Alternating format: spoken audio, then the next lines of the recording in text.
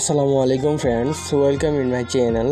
আজকে আমরা একটি নতুন গল্প নিয়ে এসেছি এবং আমাদের একটি রানিং গল্প চলতেছে, সেটা আপনারা দেখতে পারেন। আর এই নতুন গল্পটি হলো ট্রেন্ডিং গল্প, হৃদিতা গল্প।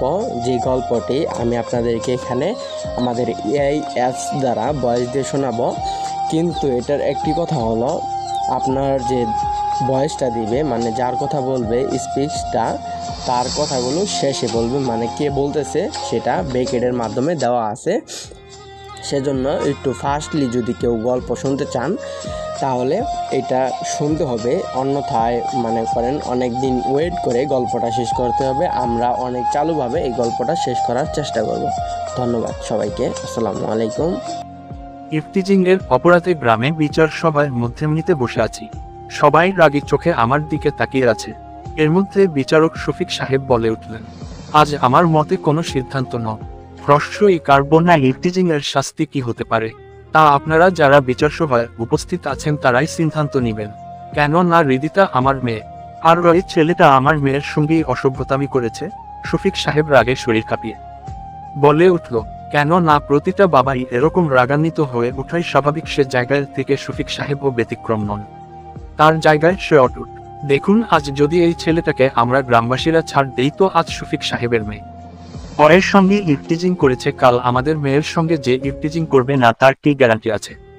সুতরাং আমি আজ এই ছেলেটার উপযুক্ত শাস্তি কামনা করছি, যাতে এই রকম জঘন্য কাজ না করতে পারে।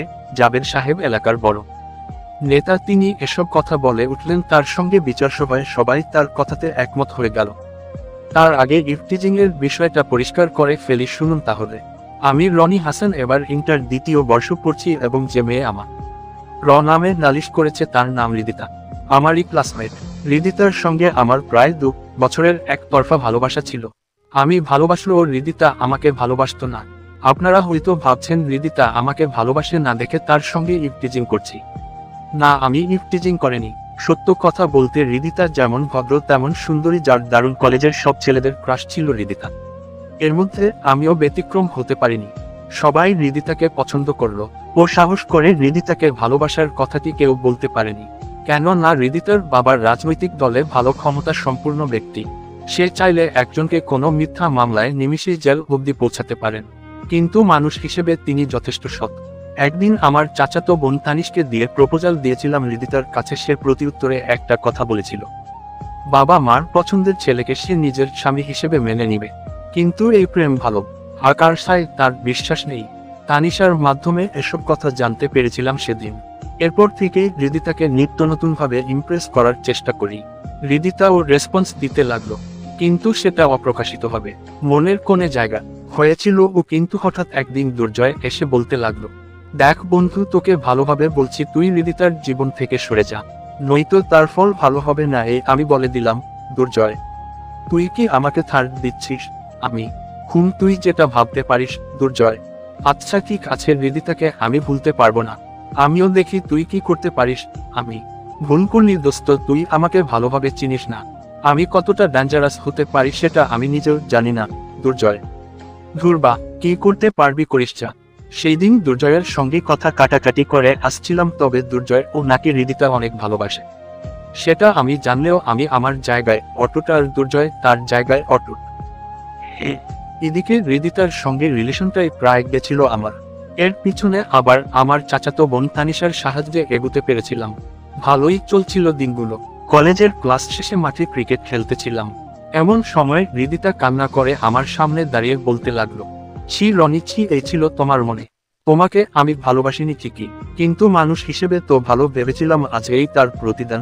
হাতে চিঠিটা ধরিয়ে দিয়ে বলল, আর এদিকে হৃদিতার কান হসন্ত না অবিরাম চলছে। সেই মুহূর্তে কেমন জানি চুপসে গিয়েছিলাম, কি হচ্ছে এসব। চিঠিতে তো ভালো কিছুই লিখেছিলাম, কিন্তু হৃদিতা কান্নার করার মানে তো কিছু বুঝতে পারলাম না। তারপর নিজেকে সামলে নিয়ে চিঠি হাতে নিয়ে ভালো ভাবে লক্ষ্য করতেই আকাশ ভেঙে যেন আমার মাথার উপর পড়ল। হায় আল্লাহ, চিঠিতে এসব নোংরা কথা কেন উল্লেখ করা আছে? আমি তো এসব কথা কল্পনাও করতে পারি না, তাহলে লিখব কিভাবে? তাছাড়া এখানে হাতের লেখার ধরন আর আমার হাত এক আর লেখা ধরন হুবহু সেম আমার হাতের লেখার মতোই। চিঠিটা পড়ে তারপর কাপার সুরে বলে উঠলাম, হৃদিতা, বিশ্বাস করো, তোমার জন্য চিঠি আমি ঠিকই লিখেছিলাম, কিন্তু এসব বাজে নোংরা কথা আমি লিখিনি। হয়তো আমাকে কেউ ফাঁসাতে চাচ্ছে। আমি একথা বলতেই হৃদিতা সবার সামনে ঠাসস করে থাপ্পড় মেরে বলতে লাগলো, আমাকে কি বোকা পেয়েছিস? তোর হাতের লেখা আমি এর আগেও পড়েছি, এই নিয়ে আমার কাছে তোর চিঠি 10 বার এসেছে। আগের চিঠিগুলো পড়ে বুঝতে রতাম যে তুই আমাকে ভালোবাসিস, কিন্তু আজ যে চিঠি আমাকে দিয়েছিস সেটা পড়ে আমি বুঝে গিয়েছি তুই কেমন ছেলে। হৃদিতা কান্না মিশ্রিত রাগ নিয়ে বলল, হৃদিতা, আমি সত্য বলছি, তোমার নামে কোনো নোংরা চিঠি লিখিনি। হয়তো কেউ আমাকে ফাঁসাতে চাচ্ছে, তুমি আমার কথাটা বিশ্বাস করো প্লিজ। আমি আজই আব্বুর কাছে গিয়ে তোর নামে নালিশ করব এবং তোর লুচ্চামিগিরি করা বন্ধ করার ব্যবস্থা করব, আর সেটা আজই। হৃদিতা এই বলে চলে গেল। এর মধ্যে তানিশা এসে বলল, চিঠিতে এসব নোংরা কথা কেন লিখেছিস? তানিশা রেগে, তানিশা বিশ্বাস কর, আমি এসব লিখিনি, আমি ওকে আগের মতোই লাভ লেটার দিয়েছিলাম। আমি ঠাসস চুপ। আরেকটা কথাও তুই বলবি না, তোর এই রিলেশনের জন্য কি না করেছি। আজ কেমনে পারলি হৃদিতাকে বাজে প্রস্তাব দিতে? তানিশা শেষে তানিশাও আমাকে অবিশ্বাস করলো। এখন সারাদিন চিৎকার মেরে বললেও কেউ আমার কথা শুনবে না। কি আর করার, চুপ হয়ে মাটির দিকে তাকিয়ে আছি। এর মধ্যে দুর্জয় ডেবিল মার্কা হাসি দিয়ে বলল, ছি ছি দোস্ত, তোর দ্বারা এই জঘন্য কাজ আমি মোটেও আশা করিনি। এই বলে শয়তানের একটা হেসে দিয়ে চলে গেল। এবার বুঝতে পারলাম এই সব কিছুর মধ্যে দুর্জয় দায়, কিন্তু এখন সকল একার বললেই কি আমার কথা বিশ্বাস করবে? কখনোই না।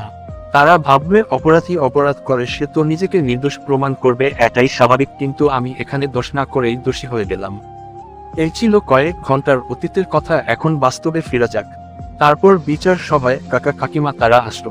তারাই আমাকে লালন পালন করে বড় করেছেন।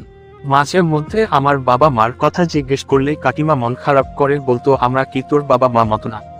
হ্যাঁ, তা তো বটেই। তাহলে বাবা মার কথা জিজ্ঞেস করছিস কেন? তারপরও আমার বাবা মার ব্যাপারে জানতে হবে।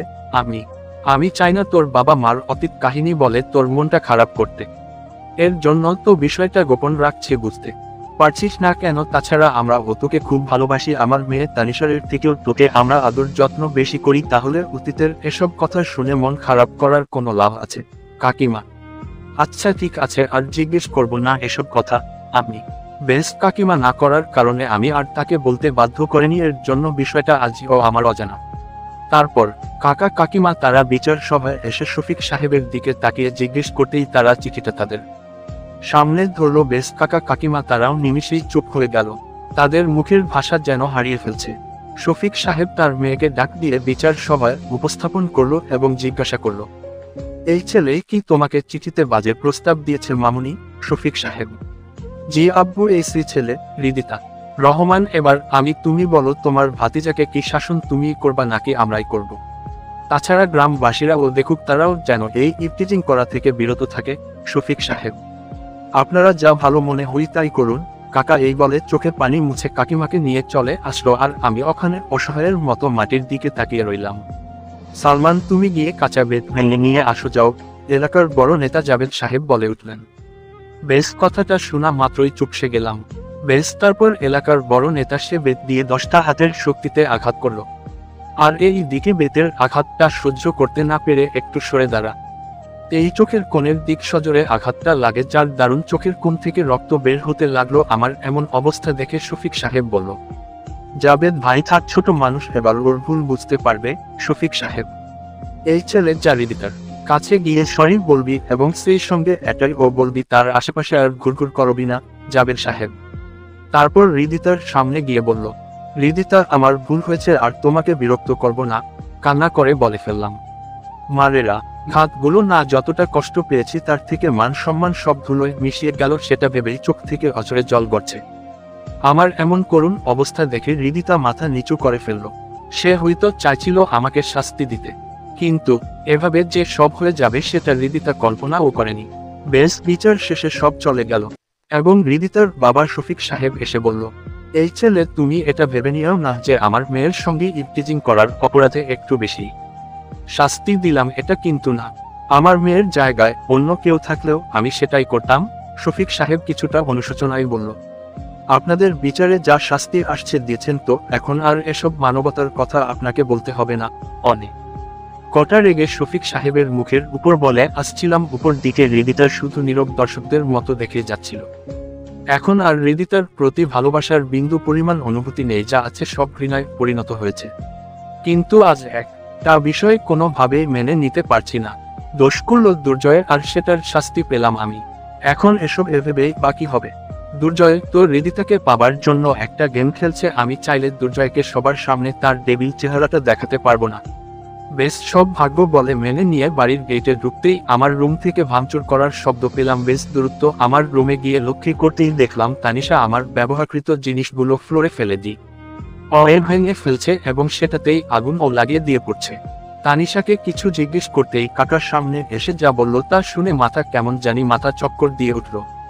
সব ভাগ্য বলে মেনে নিয়ে বাড়ির গেটে ঢুকতেই আমার রুম থেকে ভাঙচুর করার শব্দ পেলাম। দূরত্ব আমার রুমে গিয়ে লক্ষ্য করতেই দেখলাম তানিশা আমার ব্যবহারকৃত জিনিসগুলো ফ্লোরে ফেলে দিয়ে ভেঙে ফেলছে এবং সেটাতেই আগুনও লাগিয়ে দিয়ে পড়ছে। তানিশাকে জিজ্ঞেস করেই ফেললাম, আমার এসব ব্যবহৃত জিনিসগুলো ভেঙে আগুন দিয়ে পুড়ে ফেলছিস কেন? আমি কেন আগুন পুড়ছি বুঝতে পারছিস না? তানিশা নিশ্চুপ। আমি তোর জন্য বাবা আজ কতটা অপমানিত হতে হলো সেটা কি একটুও বুঝতে পেরেছিস? তানিশা তানিশ বলতেই তানিশা আমার কথা থামিয়ে বলল, হইছে আর বলতে হবে না। আমাদের একটা সম্মান আছে যেটা তুই নিমিষেই শেষ করে ফেলছিস। আর না, তাছাড়া আমি কেমনে হৃদিতার সামনে গিয়ে দাঁড়াবো সেটাই তো ভাবতে পারছি না। এসব তোর জন্য হয়েছে।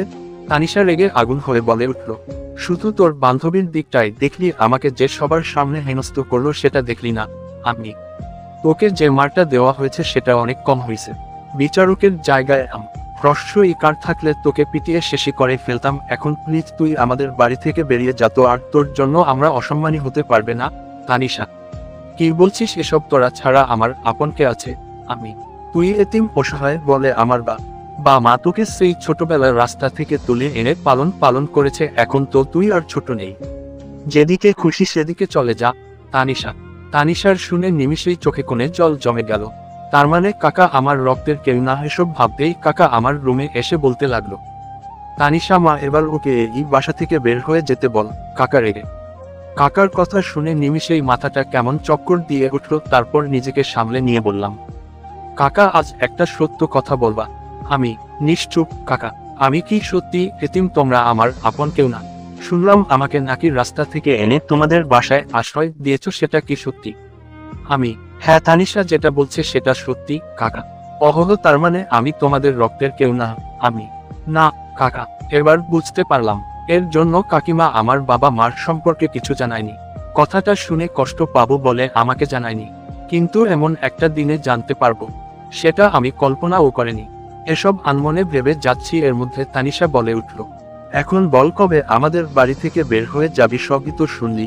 তানিশা রেগে, চিন্তা করিস না, কলেজ থেকে টিসি নিয়ে তারপর এখান থেকে সারা জীবনের জন্য চলে যাব। আপাতত কটা দিন আমাকে তোদের এখানে থাকতে দে। অনেক তো করুণা করেছিস, এবার নয়, এটাই শেষবারের মতো। এই কথা বলা মাত্রই তানিশা আমার রুম থেকে রাগে হনহন করে চলে গেল। আজ সত্যি নিজেকে খুব একা মনে হচ্ছে। কি থেকে কি হয়ে গেল কিছুই বুঝতে পারলাম না। সবচেয়ে বড় ভুল হয়েছে, হৃদিতাকে ভালোবাসে তার পিছনে যদি না যেতাম আজ আমার এমন পরিস্থিতির মোকাবেলা করতে হতো না। হৃদিতাকে যতটা ভালোবাসতাম এখন থেকে তার দ্বিগুণ ঘৃণা করব। উপরের দিকে হৃদিতা মামুনি খেতে আইসে কখন থেকে কি ভাবছিস বলতো?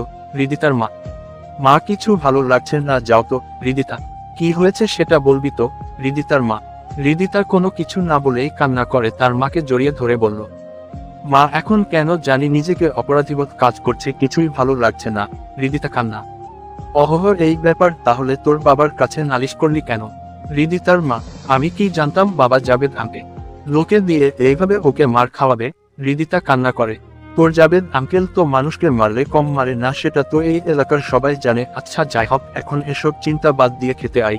হৃদিতা মা, ওকে যাচ্ছি, তুমি যাও। হৃদিতা প্রতিদিনকার মতো আজও সকাল 8টায় টেবিলে খেতে বসছি। এর মধ্যে তানিশাও এসে পাশের চেয়ারটা টেনে বসল। কাকিমা খাবার পরিবেশন করছে, এর মধ্যে তানিশা বলে উঠল, মা ওকে পোলাও মাংস সব খাওয়াও কথা দিয়েছে। সপ্তাহ খানেক এখানে থাকবে, তারপর এখান থেকে চলে যাবে। কি রে, ঠিক বলতাম তো? তানিশা আমাকে উদ্দেশ্য করে বলল, হুম, কথা যখন দিয়েছি তখন আমি আমার কথা অবশ্যই রাখবো। হাসি মুখে বললাম, এই তানিশা কিসব বলছিস? ও আমাদের ছেড়ে কোথায় যাবে? হ্যাঁ, আমরা ছাড়া কে আছে ওর? কাকিমা, মা তুমি ওর হয়ে এখনো সাফাই দিচ্ছ, বুঝতে পারছো না কেন ওকে আমাদের বাড়ি ছাড়তে বলছি? তানিশা, কেন কাকিমা? কারণ আজকাল ওকে দেখে আমার কেমন জানি ভয় হুই, যদি আমার দিকেই কুনজরে তাকায় তখন। তাছাড়া ও তো আর আমাদের রক্তের কেউ না। আর সবচেয়ে বড় কথা হচ্ছে ও তো একটা চরিত্রহীন ব্যক্তিরা তারা পশুর সমান হই, তারা কাউকে ছেড়ে কথা বলে না। আমি ও তো মাছ, একার মধ্যে বাসায় একাই থাকি, সেটার সুযোগ যদি ও নিয়ে ফেলে তখন আমার কি হবে? তানিশা কথা শেষ করতেই কাকিমা ঠাসস করে তানিশার গালে একটা থাপ্পড় মেরে বলতে লাগলো, ছি কি সব বলছিস? ও তোর ভাই হই যদিও তোরা সমবয়সী, তারপর ও তোকে ছোট বোনের মতো স্নেহ করে আর তুই কিনা এসব উল্টো পাল্টা কথা বলছিস। কাকিমা, হ্যাঁ আমি ঠিকই বলছি, ও যদি আমাদের বাসায় থাকে তাহলে আমি নানুর বাসায় চলে যাব, এটাই ফাইনাল কথা। তানিশার কথা শুনে বুকের বা পাশে কেউ যেন ধারালো ছুরি দিয়ে অবিরাম আঘাত করেই চলেছে এমন অনুভব হতে লাগলো। সমবয়সী হবার পরও যাকে ছোট বোনের মতো দেখে আসলাম, আজ সে আমাকে এসব নোংরা কথা বলছে, নিজেকে আর সামলাতে পারলাম না। কান্না করেই তানিশার উদ্দেশ্য বলে উঠলাম, ছোট থেকেই জেনে আসছি তোর বাবা মা আমার আপন, কাকা কাকিমা, সেই সঙ্গে তোকেও আমার নিজের বোন ভেবেছিলাম। একটা দুর্ঘটনার কারণে নিজের আসল পরিচয়টা বুঝতে পারলাম। কিন্তু তুই আজ যে আকারগুলো বললি, একথা বলার আগে যদি এক গ্লাস পানির সঙ্গে বিষ মিশিয়ে এনে বলতি তাহলে আমি নিঃসন্দেহে সেটা খেয়ে ফেতাম, সেটাতে আমার বিন্দুমাত্র কষ্ট হতো না। কিন্তু আজ যেটা বললি সেটা আমি কোনোদিন ভুলবো না। আর হ্যাঁ, কোনো কালে কোনো জায়গায় দেখা হই, তবে আমার সঙ্গে কথা বলতে আছিস না। 2টা দিন সময় দে, কলেজ থেকে টিসি নিয়ে একবারে চলে যাব। এই বলে খাবার খাওয়া বাদ দিয়ে রুমে চলে আসলাম। আর ভাবতে লাগলাম, না, এখানে আর থাকা আমার পক্ষে সম্ভব না। তাছাড়া তানিশার বাবা মা আমাকে যতটুকু আদর যত্নে বড় করেছে এতেই অনেক। তাদের ঋণ আমি কোনোদিন শোধ করতে পারবো না। আমি বরং অন্য কোথাও চলে যাব, এই শহর ছেড়ে অন্য কোনো শহরে চলে যাব। তার আগে আমার থেকে টিসিটা যেভাবেই হোক স্যারকে রিকোয়েস্ট করে হাতে নিতেই হবে। বেশ একটা দিন কেটে গেল, তারপর কলেজে গিয়ে লক্ষ্য করলাম 2টা বাস কলেজের মাঠে, কিছুই বুঝতে পারলাম না। তারপর ক্লাসে বসতেই লক্ষ্য করলাম তানিশা আর হৃদিতা অনেক হাসাহাসি করছে, কিন্তু আমাকে দেখেই চুপ হয়ে গেল। বেশ তারপর ক্লাসে স্যার এসে বলতে লাগলো, তোমার জন্য কিন্তু একটা সারপ্রাইজ আছে। স্যার, কি সারপ্রাইজ স্যার? ছাত্রছাত্রী একসাথে বলে উঠল। সারপ্রাইজটা হচ্ছে কাল তোমরা কলেজ থেকে শিক্ষা সফরে যাচ্ছ, তাও আবার একদম ফ্রিতে। এবার প্রিন্সিপাল স্যারের মেয়ের জন্মদিন উপলক্ষে শিক্ষা সফরে যাওয়া সকল ছাত্রছাত্রীদের জন্য একদম ফ্রি। স্যারের কথা সব হ্রস্ব উকার নেই, সবাই খুশি হলেও আমি খুশি হতে পারিনি। আগের মুভমেন্ট থাকলে হয়তো এতক্ষণ হইচই করে ক্লাস কাঁপিয়ে ফেলতাম, কিন্তু এখন কেন জানি সেই আনন্দটা মন থেকে আসছে না। সেদিন আর ক্লাস হলো না, অল্প কিছুক্ষণের মধ্যেই ছুটি হয়ে গেল। তারপর প্রিন্সিপাল স্যারের কাছে টিসি কথা বলতেই তিনি অনেকটা রেগে যান। তারপর প্রিন্সিপালকে একটু বুঝিয়ে বললাম, তারপর স্যারও রাজি হয়ে গেল এবং বলল কাল সকালে টিসি নিয়ে যেও। স্যারের সঙ্গে কথা শেষ করে তারপর বাড়িতে চলে আসলাম। এখন তানিশার সঙ্গে কথা তো বলবো দূরের কথা, তার ছায়া পর্যন্ত দেখি না। রাতে ঘুমানোর আগে আমার ব্যবহৃত যা আছে সব আগুন দিয়ে পুড়িয়ে ফেললাম। তারপর বাস স্টেশনে গিয়ে সকাল 11টার হ্রস্ব ইকারকে কেটে আসলাম। গেইটে আসতেই কাকিমা আমাকে দেখে বলে উঠল, কিরে বাপ, এত রাতে কই গেছিলি? কাকিমা, লিজানের সঙ্গে বিয়ের দাওয়াত খেতে গেছিলাম, এর জন্য একটু লেট হয়ে গেল। কাকিমাকে মিথ্যা বলে বিষয়টা এড়িয়ে গেলাম। এই 2000 টাকা রাখো, কাল আবার তোদের কলেজ থেকে নাকি শিক্ষা সফরে যেতে হবে। তানিশাও টাকা নিয়েছে, এখন তোরটা নে। কাকিমার টাকা পকেট গুজে দিয়ে বলল। কাকিমার কাণ্ড দেখে চোখের কোণে পানি জমে গেল। আমার বিশ্বাস করতেই কষ্ট হচ্ছে যে এরা কেউ আমার রক্তের না। বেশ নিজেকে আর সামলাতে না পেরে বলেই ফেললাম, তোমরা আমার সত্যিকার বাবা মা কেন হলে না বলতো? আমি পাগল ছেলে, তুই আমার পেটের সন্তান না হলে কি হবে? তানিশাকে যেভাবে আদর যত্নে করে মানুষ করেছি, তোকেও সেভাবে মানুষ করেছি। শুধু সন্তান জন্ম দিলেই মা হওয়া যায় এমনে হওয়া যায় না। কাকিমা, হ্যাঁ তাই তো, তুমি আমার কাকিমা না, শুধু মা। আমি, হ্যাঁ এবার ঠিক আছে, যা ফ্রেশ হয়ে খা। বার খেয়ে ঘুমিয়ে পড় গিয়ে। কাকিমা এই বলে চলে গেল। কাল সকালে স্যারের কাছ থেকে টিসি নিয়ে এসব মায়া আমাকে ত্যাগ করে এই শহর ছেড়ে চলে যেতে হবে ভাবতেই কেমন জানি বুকের বাপাশে ধুমরে মুছে উঠছে। কাল সকালে হসন্ত জারের কাছ থেকে টিসি নিয়ে এসব মায়া আমাকে ত্যাগ করে এই শহর ছেড়ে চলে যেতে হবে ভাবতেই কেমন জানি বুকের বাপাশে ধুমরে মুছে উঠছে। রাতে ঘুমানোর আগে দেয়ালে লক্ষ্য করলাম আমার কয়েকটা ছবি দেয়ালে লাগানো আছে। যখন আমি এখানে থাকবো না তখন আমার ছবি কেন এই দেয়ালে আটকে থাকবে? বেশ, ছবিগুলো দেয়াল থেকে সরিয়ে আগুন দিয়ে সেটাও পুড়িয়ে ফেললাম। এভাবে সব মেমোরিজ গুলোকে শেষ করে ফেললাম। এখন কেউ রুমে আসলে বুঝতেই পারবে না, কেউ এখানে ছিল কিনা তারা সেটা ধরতেই পারবে না। রাতটা নির্ঘুমে কেটে গেল। সকালে উঠে ছাদে গিয়ে কিছুক্ষণ ভাবলাম কোথায় যাব, কার কাছে যাব, তেমন তো যাওয়ার কোনো মাধ্যমে পাচ্ছি না। আত্মীয় স্বজন বলতেই ওকে নেই, তাহলে যাবোটা কোথায়? ভাবতেই রাকিবের কথা মনে পড়ে গেল, সে হয়তো তো আমাকে কোনো একটা উপায় বের করে দিতে পারবে। এসব ভাবতেই দেখলাম তানিশা হাতে ব্রাশ নিয়ে আমার সামনে মাথা নিচু করে দাঁড়িয়ে আছে, হয়তো কিছু বলতে চাচ্ছে, কিন্তু কোনো এক সংকোচ বোধের জন্য কিছু বলতে পারছে না। এখন তানিশার সামনে দাঁড়িয়ে থাকতে ও লজ্জা করছে। যাকে আপন বোন ভাবতাম, সে আমাকে চরিত্রহীন বলে অপবাদ দিল, তার সামনে কিভাবে থাকা যায়? বেঁচে থাকলে তোর সঙ্গে কথাই বলবো না, ওর বলা কথাটা আমার মরণের আগ পর্যন্ত মনে রাখবো। এসব ভেবে কোনো কথা না বলে তানিশাকে ছাদে একা থাকতে দিয়ে চলে আসলাম। ফ্রেশ হয়ে খাবার খেয়ে স্কুল কলেজ লাইফের কাগজপত্র সব ফাইলে ভরে নিলাম, দাড়ি, তারপর ব্যাগে 2টা শার্ট 2টা গেঞ্জি ভরে নিলাম। এখন কলেজে গিয়ে প্রিন্সিপাল স্যারের কাছ থেকে টিসিটা নিয়ে এই শহরের সব মায়া ছেড়ে যাব। তারপর রুম থেকে বের হতেই কাকিমা আমাকে দেখেই বলে উঠল, কিরে বাপ, কলেজে এখনো যাসনি? কাকিমা: হ্যাঁ যাচ্ছি। আমি: তাহলে ব্যাগ নিয়েছিস কেন? তানিশা তো ব্যাগ ছাড়াই কলেজে চলে গেল। কাকিমা কিছু সন্দেহ করে বলে উঠল, না তেমন কিছু না কাকিমা, ব্যাগে আমার নতুন টি শার্ট আছে, সেটাও খানে লাগবে, তোর জন্য নিয়ে যাচ্ছি। কাকিমাকে এমনি একটা মিথ্যা কথা বলে চলে গেলাম।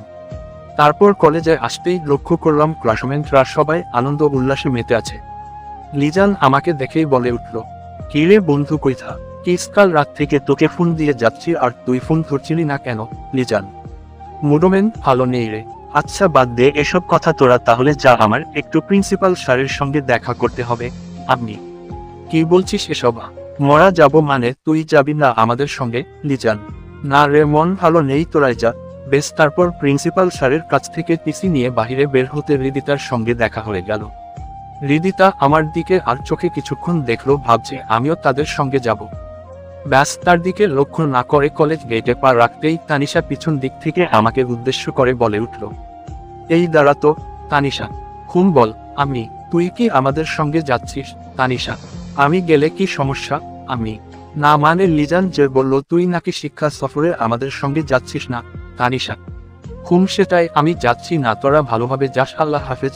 বলে চলে আসতে যাব, এর মধ্যে তানিশা বলে উঠল, তাহলে তোর কাছে ব্যাগ কেন? তানিশা: না এমনি, ভালো থাকিস আর কাকিমার দিকে খেয়াল রাখিস। এই বলে সেদিনই চলে আসলাম ঢাকা। অপরদিকে কলেজ থেকে তানিশা, হৃদিতা তারা শিক্ষা সফরে সবাই আনন্দ উল্লাসে মেতে আছো। এর মধ্যে হৃদিতা কেন জানি একজনকে মনে মনে খুঁজতে লাগলো, যদিও তাকে ঘৃণা করে, তারপর একজনের শূন্যতায় তার খারাপই লাগছে। বেশ। হৃদিতা নিজেকে সামলাতে না পেরে তানিশাকে বলে উঠল, তানিশা তোর ভাই আসেনি? হৃদিতা প্রশ্রয়ী কাণ্ডিতার কথা শুনে তানিশা অনেকটাই অবাক হয়ে বলল, এত কিছু হবার পর ওর নাম নিচ্ছিস? যে তোকে এত বাজে প্রস্তাব দিল, তার কথা কেমনে বলতে পারিস? হ্যাঁ তানিশা, দেখ ও যা করেছে তার শাস্তি তো সে পেয়েছে, কিন্তু তারপর কেন জানিস সে বিষয়টা নিয়ে আমার কাছে একটু খারাপ লাগা কাজ করত। তাছাড়া তুই তো জানিসই আমিও ওকে ভালোবাসতাম, কিন্তু প্রকাশ করতে পারিনি। কিন্তু যখন প্রকাশ করতে যাব, এর মধ্যে তোর ভাই তো একটা বাজে প্রস্তাবে আমার মনটা নিমিষে ভেঙে ফেললো। হৃদিতা: ও আমার ভাই হলে কি হবে? আমি ওকে অনেক কথা শুনিয়েছি। এই বলে তানিশা বাড়িতে যা ঘটনা ঘটেছে সেটা হৃদিতার সঙ্গে নিমিষেই শেয়ার করে ফেললো। হৃদিতার ঘটনা শোনার পর বলে উঠল, এই তুই কি করেছিস? মানুষ মানেই তো ভুল, আর ও যা করেছে তার প্রাপ্য শাস্তিও দিয়েছি। যাই হোক, বোন হিসেবে তোর ওসব কথা বলা একদমই ঠিক হয়নি, সরি বলে নিস। হৃদিতা: হৃদিতার কথা শুনে তানিশা ও বুঝতে পারলো সেদিন তো আকারও এসব বলা ঠিক হয়নি। হাজার হোক ভাই তো, যদিও রক্তের সম্পর্ক নেই, তারপর রক্তের সম্পর্ক চেয়েও তো কম না। তানিশা ও মনে মনে ঠিক করলো বাড়িতে গিয়ে সরি বলে সব সমাধান করে নিবে। গজনী অবকাশে গিয়ে বাস থামলো। বাস থেকে সবাই নামলো। হৃদিতার কেন জানি মন থেকে আনন্দের অনুভূতিটা আসছে না। যতই হোক, একটা মেয়ের পিছনে যদি কোনো ছেলে 2 বছর শুধু প্রেম নিবেদন করে যায়, সে মেয়ে যতই পাথর হোক না কেন, সেই ছেলেটার প্রতি কিছুটা হলেও কার্গো কাজ করবে। সেদিকে থেকে হৃদিতা ও ব্যতিক্রম নয়। এই হৃদিতা কি ভাবছিস? তানিশা: না কিছু না। হৃদিতা অন্যমনস্ক হয়ে বলে উঠল, তাহলে বাসে একা বসে আছিস কেন? তানিশ: বাস থেকে নামতেই সামনে দুর্জয় লাল গোলাপ ফুল নিয়ে দাঁড়িয়ে আছে। হৃদিতা সেদিকে না তাকিয়ে দুর্জয়কে পাশ কাটিয়ে চলে আসতে যাবে, এমন সময় দুর্জয় বলে উঠল, হৃদিতা দাঁড়াও। দুর্জয়: কেন? হৃদিতা: না মানে এই ফুলগুলো তোমার জন্য নিয়ে আসছিলাম, তাই ফুলগুলো এখন তোমাকে দিতে আসছি। দুর্জয়: সরি, আমি কারো ফুল নিতে পারবো না। হৃদিতা কিছুটা রেগে। এই হৃদিতা, চল তো এসব ফালতু কথা না শোনাই ভালো। তানিশা, নিজের ভাইয়ের বেলা তো খুব সুপারিশ করতে পারো, এখন আমার হয়ে হৃদিতাকে একটু বুঝাও না। দুর্জয়, এসব ফালতু কথা না শোনাই ভালো। এই বলে যেই হৃদিতা নিয়ে তানিশা চলে আসতে যাবে, এর মধ্যে দুর্জয় হৃদিতার হাত চেপে ধরে বলে উঠল, আজ হৃদিতাকে এই ফুলগুলো নিয়ে যেতে হবে, নয়তো তার ফল ভালো হবে না। দুর্জয় অনেকটা রেগে। দুর্জয়, কি করছো? আমার হাত ছেড়ে দাও, নয়তো লোকজন ডাকতে বাধ্য হব। হৃদিতা, দুর্জয় প্লিজ হৃদিতার হাত ছেড়ে দাও। তানিশা, অনেক অবহেলা সহ্য করছি আর না, আজ হৃদিতাকে বলতেই হবে আমাকে ভোগ। আকার লোবাসে কিনা যে কারণে রনিকে তোমার জীবন থেকে দূর করেছি, এখন তো তোমার মনে রনির জন্য কোনো অনুভূতির শিহরণ জেগে নেই, তাই না? দুর্জয় দেবীর মার্কা হাসি দিয়ে বলল। হুট করে দুর্জয় এসব কথা বলবে সেটা হৃদিতা কখনো কল্পনা ও করতে পারেনি। হৃদিতার সঙ্গে তানিশাও অবাক হয়ে বলল, তার মানে এসব তোর সাজানো নাটক ছিল? তানিশা, হ্যাঁ, নাটক ছিল। তোমার ভাই একটু বেশি বাড়ছিল, বারণ করছিলাম কিন্তু সে আমার কথা শুনেনি। বেসের জন্য মিথ হসন্ত যা একটা চিঠি লিখতে হলো, তারপর সেটা রনির নামে হৃদিতার কাছে পৌঁছে দেই। হৃদিতা ও রনিকে ভুল বুঝে বেশ আমার লাইন পরিষ্কার হয়ে গেল। কিন্তু আজ তো দেখছি রনিকে সরিয়ে দিয়ে কোনো লাভই হলো না, মাঝখান থেকে বেচারা রনি শুধু একটা মিথ্যা অপবাদ মাথা পেতে নিল। এই বলে দুর্জয় দেবীর মার্কা হাসি হেসে উঠল। বেশ কথাটা শোনা মাত্রই হৃদিতা দুর্জয়ের গালে ঠাসুস করে থাপ্পড় মেরে বলতে লাগলো, ছি, তোর জন্য একজন নির্দোষ মানুষকে সুদ হ্রস্ব উকার শুধু শাস্তি পেতে হলো। আমি তোকে কোনোদিনও ভালোবাসো না, ঘৃণা করি তোকে। হৃদিতা রেগে, আমাকে যখন ভালোবাসবেই না তাহলে তোকে সেই ব্যবস্থাই করছি দাঁড়া। দুর্জয় এই বলে যখন হৃদিতার দিকে কুমন্ত্রণা নিয়ে এগিয়ে যেতে লাগলো, ঠিক তখনই তানিশা যা করলো, ছি, তোর জন্য একজন নির্দোষ মানুষকে শুধু শুধু শাস্তি পেতে হলো। আমি তোকে কোনোদিনও ভালোবাসবো না, ঘৃণা করি তোকে। হৃদিতা রেগে, আমাকে যখন ভালোবাসবেই না তাহলে তোকে সেই ব্যবস্থাই করছি দাঁড়া।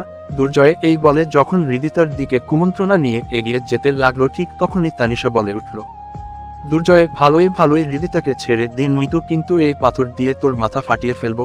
কাপা কাপা সুরে বলে উঠল তানিশা। কি তুই আমাকে মাথা ফাটাবি? দাঁড়া, আগে তোকেই দেখে নিচ্ছি। এই বলে হৃদিতাকে ছেড়ে দিয়ে তানিশার দিকে গুটি গুটি পায়ে এগিয়ে যেতেই তানিশা অনেকটা ভয় পেয়ে বলে উঠল, আমার দিকে আরেক পায়ে গুলিয়ে এই পাথরটা তোর মাথায় পড়বে কিন্তু। তানিশা ভয় কান্না করার অবস্থা প্রায়। বেশ দুর্জয় তানিশার কথা কোনো কর্ণপাত না করে তানিশার দিকে যেতেই দুর্জয়ের চোখের সজোরে পাথরকে আঘাত করতেই দুর্জয় চোখ ধরে মাটি বসে পড়ে। এই সুযোগে হৃদিতা তানিশা সেখানে থেকে পালিয়ে গিয়ে দূরত্ব প্রিন্সিপাল স্যারের কাছে গিয়ে দুর্জয়ের নামে নালিশ করেন।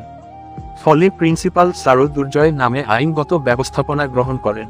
সেদিন হৃদিতা কিংবা তানিশা তাদের দুইজনের একজনের ও শিক্ষা সফরে কোনো আনন্দ উল্লাস করতে পারেনি। তাদের দুইজনের ভুল ভেঙেছে।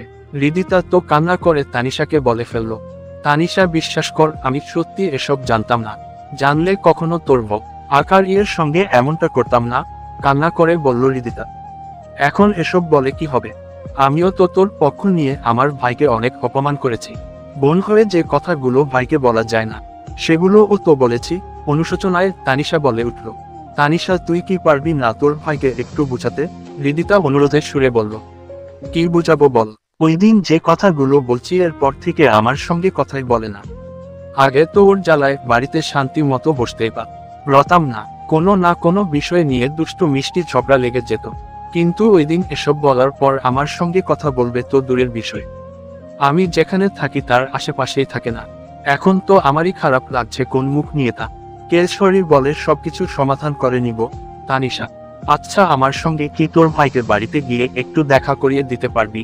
হৃদিতা, আমার মনে হয় না ও তোর সঙ্গে দেখা করবে। তাছাড়া আমি তো ওকে ছোট থেকেই চিনি। ও দিয়ে কবার কাউকে মন থেকে বের করে দেই তো তাকে কখনো আপন করে কাছে নেই না। তানিশা, যেভাবেই হোক তুই একটু তোর ভাইকে ম্যানেজ কর, নয়তো অনুতপ্তের আগুনের জ্বলে পুড়ে শেষ হয়ে যাব। তানিশার হাত জড়িয়ে হৃদিতা কান্না করে বলে উঠল। হৃদিতার এমন অবস্থা দেখে তানিশা বলে উঠল, থাক, আর কান্না করতে হবে না। আমি তোকে আমার ভাইয়ার বউ বানিয়ে নিয়ে যাব। কি যাবি না আমার ভাইয়ার বউ হয়ে? তানিশা দুষ্টুমির হাসি দিয়ে বলল, ধুর, কি যে বলিস না, লজ্জা লাগে তো।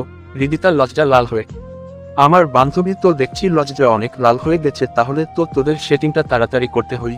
তানিশা হেসে বলে উঠল। তানিশা হৃদিতাকে এসব বললেও কেন জানি তার ও অনেক খারাপ লাগা কাজ করছে। মিথ্যা একটা চিঠির জন্য আপন ভাইকে এসব চরিত্রহীন বলে গালি দিয়েছে সে। এসব ভাবতে তানিশার নিজেকে ছোট মনে করছে। অপরদিকে ঢাকায় এসে পৌঁছিলাম দীর্ঘ 6 ঘন্টা জার্নি করার পর। তারপর কোনো কিছু না ভেবে রাকিবের বাসায় ঠিকানায় চলে গেলাম। দরজায় কলিং বেল বাজাতেই একটা সুন্দরী স্মার্ট মেয়ে দরজা খুলে দিয়ে বলল, কাকে চাই? সুন্দরী মেয়েটা। এই মানে এটা কি রাকিবের বাসা? আমি, জি রাকিবেরই বাসা, কিন্তু আপনি কে? সুন্দরী মেয়েটা, রাকিব আমার বেস্ট ফ্রেন্ড, গ্রামে আমরা 1 থেকে 10ম শ্রেণী পর্যন্ত একসঙ্গে পড়ালেখা করেছি, যার দারুণ বন্ধুত্বের সম্পর্কটা অনেক গভীর। আচ্ছা, এখন রাকিব কি বাসায় আছে? আমি, অহহ, তার মানে ওনার নাম নিশ্চয়ই রনি, রাইট? সুন্দরী মেয়েটা, জি হ্যাঁ, কিন্তু আপনি কেমনে আমার নামটা উপলব্ধি করতে পারলেন সেটা আগে বলুন। আমি, সবই বলবো, তার আগে ভিতরে আসুন। এই শুনছো, বাহিরে এসে দেখো কে আসছে। কে আসছে? রাকিব। এই বলে যে আমাকে দেখলো বেশ তখনই আনন্দ সহিত বলে উঠল, আরে দোস্ত, কেমন আছিস? রাকিব, খুব ভালো, সেই যে গ্রাম থেকে এসে পড়লি, কই একদিন হতো ফোন দিয়ে খোঁজ খবর নিলি না। আমি, সরি দোস্ত, ভুল হয়ে গেছে। এছাড়া আমার এইদিকে অনেক ধকল গিয়েছে। আচ্ছা, এসব কথা পড়ে হবে, তার আগে ফ্রেশ হয়ে আই। এই নীলা, যাও রনির জন্য ভালো কিছু খাবারের আয়োজন করো। রাকিব, আচ্ছা ঠিক আছে, তোমরা গল্প করো, আমি গরমের মধ্যে রান্নার কাজটা সরে নেই। নীলা এই বলে চলে গেল। এখন বল, ঢাকায় কেন আসছিস? রাকিব, পরে একটা চাকরির ইন্টারভিউ দিতে, কিন্তু তার আগে বল নীলা নামে যাকে এতক্ষণ ডাকলি সে তোর কে হই? রাকিবের কাছে গ্রামের বিষয়টি গোপন রেখে অন্য টপিকে নিয়ে গেলাম। ও হচ্ছে আমার স্ত্রী নীলা, গত মাসে পারিবারিকভাবে বিয়েটা হয়েছে। রাকিব, বিয়েটা করলি ভালো কথা, কি আমাদের ফোন করে ও তো জানাতে পারতি, জানালি না কেন? আমি, বিয়ে চাপে সবকিছু কেমন জানি গুলিয়ে ফেলছিলাম এসব আলোচনা করতেই। রাকিবের স্ত্রী নীলা এসে বলতে লাগলো, এই তোমরা খেতে এসো, খাবার রেডি হয়েছে। নীলা, ব্যাস, রাকিবের সঙ্গে খেতে বসলাম। রাকিবের স্ত্রীও ভালো মানের রাঁধুনি, সেটা খাবার মুখে দিয়ে বুঝতে পারলাম। আকার বার খাওয়ার মাঝেই রাকিবের উদ্দেশ্য করে বলে উঠলাম, রাকিব ভাবি কিন্তু ভালোই রান্না করতে পারে দেখছি। তাছাড়া আজকাল যুগে মেয়েরা ভালো মানের রান্না করবে তো দূরের কথা, কিচেনের কাছে যায় না। সেদিকে থেকে নীলাভ, আকার বি স্মার্ট হলেও রান্না বান্না কিন্তু ভালোই শিখেছে। আমি, আর বলিস না, দিনে 1000 রকম আইটেমের খাবার সে আমাকে রান্না করে খাওয়াবে। তাছাড়া নীলার রান্না বান্না করতে অনেক ভালোবাসে, এর জন্য তো নীলার রান্না করা খাবারের এতটা জাদু। রাকিব, খুব পাম দেওয়া হচ্ছে তাই না? নীলা রাকিবকে একটু খোঁজা মেরে বলল, ভাবি সত্যি আপনার রান্নার হাতটা অনেক ভালো। আমি, ধন্যবাদ ভাইয়া। নীলা খাবারের পর্ব শেষ করে উঠতেই রাকিব বলল, তো এখন কার কাছে যাবি? রাকিব, না মানে 2টা দিন তোর এখানে আপাতত আমাকে থাকতে হবে। কথা বলতেই নীলা রাকিবকে ইশারা করে কি যেন বলল। বেশ, রাকিব কিছুক্ষণ দম নিয়ে বলতে লাগলো, সরি দোস্ত, এখানে মনে তোর থাকা হবে না। রাকিব, কেন? আমি অনেকটাই অবাক, জিজ্ঞেস করলাম। আজ রাত 9টায় নীলাকে নিয়ে তাদের বাসায় যেতে হবে। একা বাসায় তুই কেমনে থাকবি? তার থেকে আমার এক পরিচিত হোস্টেল আছে, নাম বলে দিচ্ছি, সেখানে গিয়ে আমার নাম বললেই ডিসকাউন্ট পাবি। রাকিব, রাকিবের কথা শুনে এবার বুঝতে পারলাম প্রকৃতি পক্ষে সে আমাকে বাসায় আশ্রয় দিতে নারাজ, কিন্তু আমার মুখের উপর না করতে পারছে না দেখে আমাকে এখান থেকে তাড়ানো একটা বাহানা বানা হচ্ছে, সেটা রাকিবকে দেখেই স্পষ্ট বোঝা যাচ্ছে। এসব আনমনে ভাবতে রাকিব বলে উঠল, কিরে ভাবছিস ওখানে কোনো সমস্যা হবে না? দাঁড়ি, আমি ফোন করে সব ঠিক করে দিচ্ছি, তুই বরং সেখানে চলে যা। রাকিব, রাকিবের আচরণে কেমন আকার নিজে অসহায় লাগছে, মুখের উপর না করতে পারছে না দেখে বাহানা ধরে আমাকে তাড়াচ্ছে। না এখানে থাকাতে হয়তো ওদের সমস্যা হচ্ছে, আমি বরং এখান থেকে এখনই চলে যাই। এসব ভেবে রাকিবের উদ্দেশ্য করে বলে উঠলাম, না রে দোস্ত, সেটা আর প্রয়োজন হবে না, ভালো থাকিস, চললাম। মন খারাপ করে ব্যাগটা হাতে নিয়ে দরজায় সামনে যেতেই ব্যাগের রাখা চেইনটির কথা মনে পড়ে গেল। এই চেইনটা হৃদিতাকে দিবার জন্য অনেক শখ করে কিনেছিলাম, কিন্তু ভাগ্যের কি পরিহাস, সেই সুযোগ আর আমার হলো না। বেশ, দরজার ওখান থেকে আবার ফিরে নীলা ভাবির কাছে গিয়ে দাঁড়াতেই রাকিব জিজ্ঞেস করে উঠল, কিরে কিছু বলবি? রাকিব, না তেমন কিছু না, এই চেইনটা ভাবিকে দিতেই বলেই গেছিলাম, তাই তো প্রশ্রয় কাটতে আসলাম। তাছাড়া আমার কোনো প্রয়োজন নেই যে তাকে চেইনটা দিব, তাই ভাবিকে দিচ্ছি।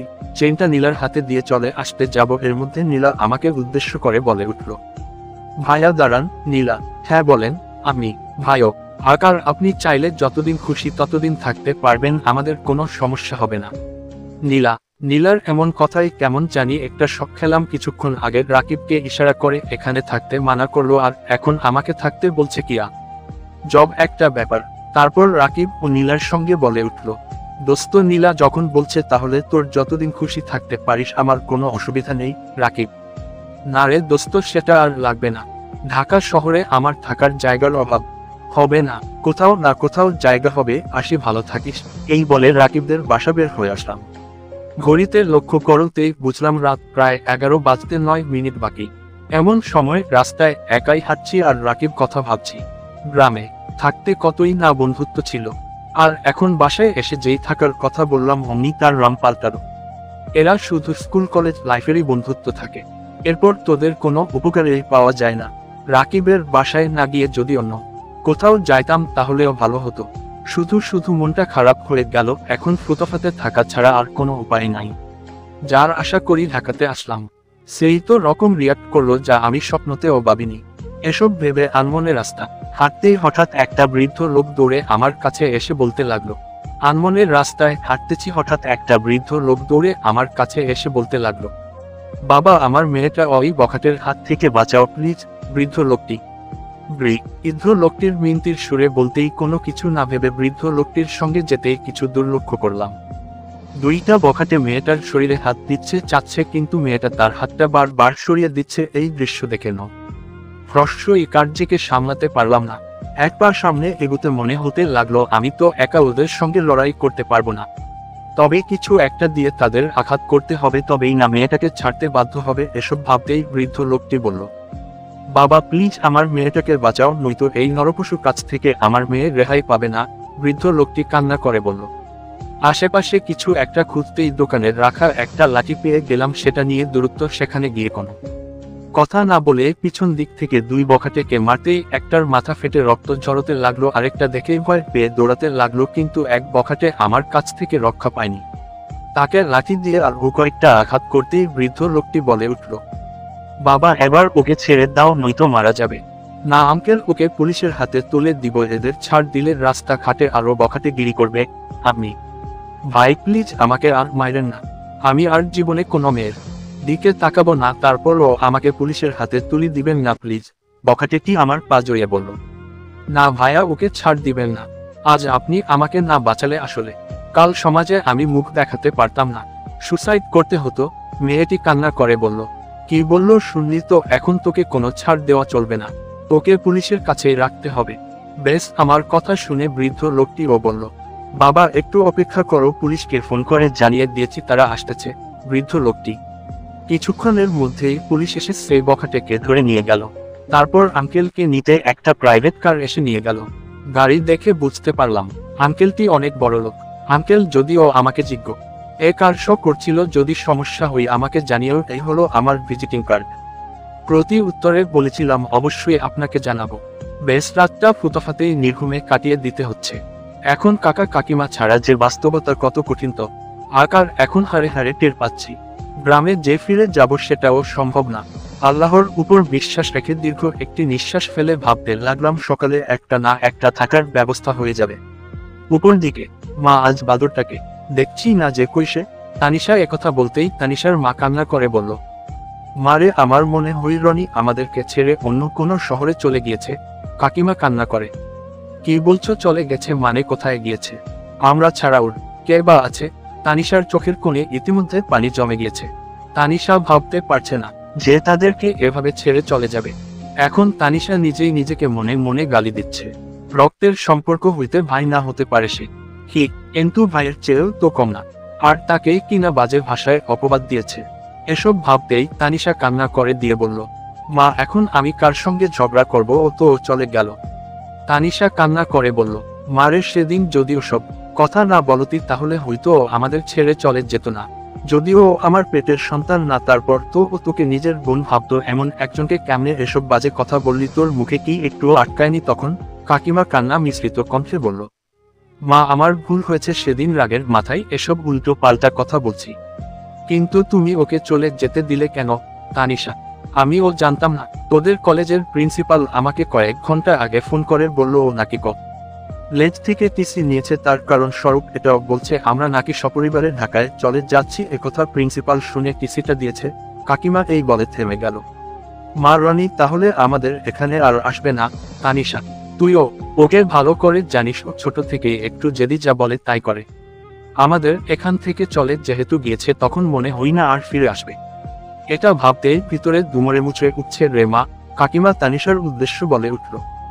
এই দিক একার হৃদিতাও অনেক আগ্রহ নিয়ে বসে আছে, কাল কলেজে গিয়ে সব ভুল বুঝাবুঝি ভেঙে রনিকে প্রপোজ করবে সে। কিন্তু হৃদিতার মাথায় একটা চিন্তায় বারবার খেলছে, ও কি আমাকে ক্ষমা করে ভালোবাসাতে পারবে নাকি রিজেক্ট করবে। না না, এমন কিছুই হবে না। যে ছেলে আমার পিছনে 2 বছর পরে থাকতে পারে, তাকে আমি যদি আর বাড়িয়ে প্রপোজাল দিই তো সে আমাকে ফিরিয়ে দিতে পারবে না। হৃদিতা আনমনে ভেবে কিছুটা আনন্দিত হয়ে উঠল। বেসের মধ্যে তানিশার কলে হৃদিতার ফোন বেজে উঠল। হৃদিতা ফোনটা রিসিভ করেই বলে উঠল, তোর ভাইকে কি ম্যানেজ করেছিস? হৃদিতা আনন্দের সহিত বলে উঠল, কিছুই ম্যানেজ করতে পারেনি, তার আগে সব শেষ হয়ে গেল রে। এই বলে তানিশা কান্না করে উঠল। তানিশার কান্না শুনে হৃদিতা কিছুটা ভয় পেয়ে বলে উঠল, তানিশা বাসায় কিছু হয়েছে? কান্না করছিস কেন? হৃদিতা, রনি আমাদের বাসা ছেড়ে চলে গিয়েছে। আর কোথায় কার কাছে চলে গেছে কিছু বলে যায়নি। কলেজ থেকে ওটিসিনো ফ্রস্টই কার অয় ফেলছে। এখন নিজেকে খুব অপরাধী মনে হচ্ছে রে। সেদিন যদি ওসব বাজে কথা না বলতাম তাহলে হয়তো আমাদের ছেড়ে চলে যাইতো না। সরি রে, তোদের দুইজনকে আর মিলিয়ে দিতে পারলাম না, কান্না করে বলল তার তানিশা। তানিশার কথা আকার শোনা মাত্রই হৃদিতা যেন মূর্তির মতো পাথর হয়ে গেল। এখন রিলেশন হবে তো দূরের বিষয়, সে যে তার সঙ্গে না বুঝে অন্যায়টা করেছে, তার ক্ষমাও তো নিতে পারবে না। এসব ভেবে হৃদিতার শব্দ ছাড়াই চোখ থেকে জল গড়তে লাগলো। দাঁড়ি হৃদিতা, এসব ভাবতে তানিশা ওপাশ থেকে বলে উঠল, হ্যালো হৃদিতা, কথা বলছিস না কেন? আচ্ছা পরে কথা বলবো নে, এখন রাখছি। তানিশা এই বলে ওপাশ থেকে ফোনের লাইন কেটে দিল।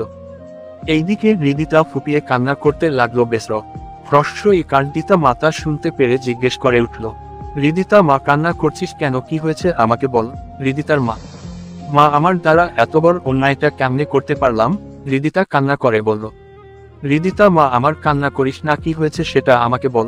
হৃদিতার মা তারপর হৃদিতার শুরু থেকে শেষ পর্যন্ত যা কিছু ঘটনা ঘটেছে তা সব কিছু ভেঙে তার মার কাছে বলল। হৃদিতার মাও রীতিমতো অবাক হয়ে গেল। তার ঘটনা শুনে হৃদিতার মা তার মেয়েকে সান্ত্বনা দিয়ে বলে উঠল, প্রকৃত পক্ষে তোর তো কোনো দোষ নেই রে মা, যা কিছু করেছে ওই দুর্জয়ের শয়তানটা। তোদের মাঝে ভুলটা ওই শয়তানই তুলে ধরেছে, কিন্তু মাঝখানে নির্দোষ ছেলেটা এভাবে এলাকার লোকের সামনে অপদস্থ করা হোক। সেদিকে লক্ষ্য করতেই আমাদের নিজের প্রতি সত্যি খুব অনুশোচনা কাজ করছে রে মা। তাছাড়া তোর বাবা একথা শুনলে অনেকটা ভেঙে পড়বে। হৃদিতার মা, বাবাকেও এ বিষয়ে জানানোর দরকার মা। এর মধ্যেই শফিক সাহেব এসে বলতে লাগলো, কি হৃদিতা মামুনি, সে ছেলেটা কি তোমাকে আর কখনো বিরক্ত করেছে? যদি আরেকবারও আমার মেয়ের সঙ্গে ইভটিজিং করার চেষ্টা করে তাহলে কোনো কিছু না ভেবে ওকে জেলের ভাত খাইয়ে ছাড়বো। শফিক সাহেব, বাবা আমরা আকারকে ইভটিজার ভেবে এলাকার সবার সামনে অপমান অপদস্থ করেছি, সে আসলে এসব কিছু করেনি। হৃদিতা, এই হৃদিতার মা, শুনছো তোমার মেয়ে কথা? এসব কি বলছে কিছুই তো বুঝতে পারছি না। শফিক সাহেব, আমি বলছি শুনো তাহলে। এই বলে হৃদিতা মা সবটা শফিক সাহেবকে জানালো। শফিক সাহেব ঘটনাটি জানার পর ঠাস করে সোফায় বসে পড়ল আর অনুশোচনায় বলে উঠল, আমার রাজনৈতিক ক্ষমতা থাকলেও কখনো কাউকে অন্যায় করেনি, কিংবা ক্ষমতার অপব্যবহারও করেনি। আজ আমার দ্বারা নির্দোষ ছেলেটা এইভাবে শাস্তি পেল। শফিক সাহেব অনেকটাই অনুশোচনা হয়ে বলে উঠল, এখন এসব বলে কি হবে? যা হবার তা তো হয়ে গেছে। হৃদিতার মা, হৃদিতা মা, চল আমরা বরং রনির কাছে গিয়ে আমাদের ভুল স্বীকার করে নেই আর ক্ষমাও চেয়ে নিই। শফিক সাহেব, বাবা সেটার সুযোগও এখন নেই। কিছুক্ষণ আগে জানতে পারলাম ও কাউকে কিছু না বলে এই শহর ছেড়ে অন্য কোনো শহরে চলে গিয়েছে। হৃদিতা কান্না করে বলল। শফিক সাহেব তার মেয়ের কথা শুনে রীতিমতো অবাক হয়ে বলে উঠল, শেষ পর্যন্ত ছেলেটা ক্ষমা চাওয়ার সুযোগটাও দিল না। হোক